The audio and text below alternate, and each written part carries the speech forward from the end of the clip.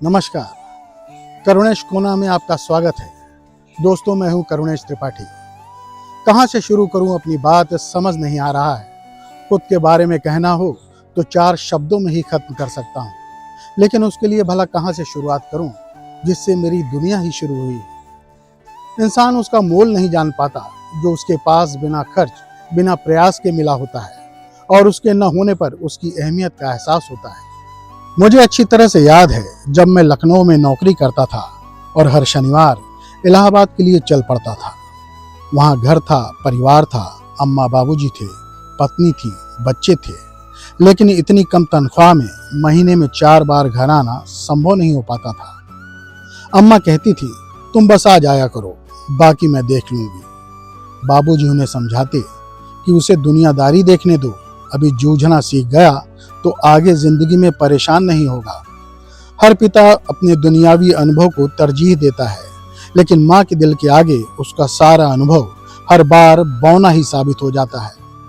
शनिवार की रात कब सोमवार की सुबह में तब्दील हो जाती थी, पता ही नहीं चलता था।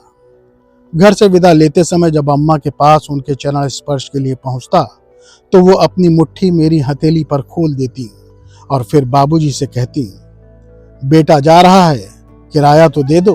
बाबूजी हंसते हुए कहते कि तुमने तो अपनी रस्म पूरी कर दी, और फिर वो भी अपनी जेब से कुछ नोट निकाल कर मेरे हाथ में थमा देते। फिर मैं चला जाता था वापस लखनऊ।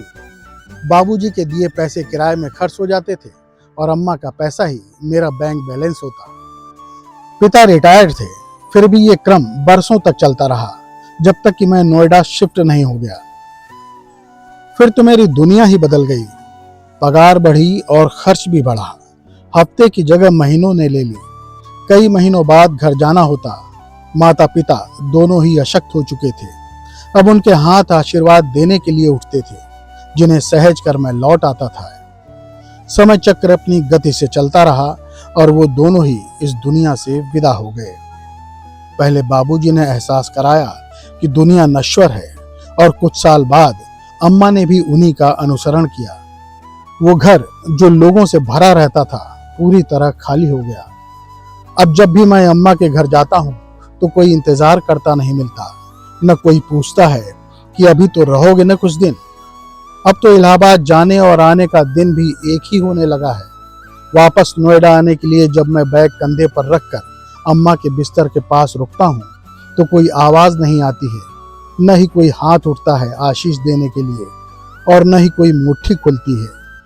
मेरे पर्स में पर्याप्त पैसे होते हैं और कार्ड भी, लेकिन मेरी अपनी मुट्ठी खाली रहती है, जो मुझे एहसास कराती है मेरे बैंक बैलेंस का और बताती है कि दुनिया में मुझसा निर्धन कोई नहीं। हैप्पी मदर्स डे अम्मा, तुम मुझे बहुत याद आती हो। दोस्तों, कैसी लगी आपको मेरी ये कहानी? अगर पसंद आई हो तो इसको लाइक, शेयर और सब्सक्राइब जरूर कीजिएगा। धन्यवाद।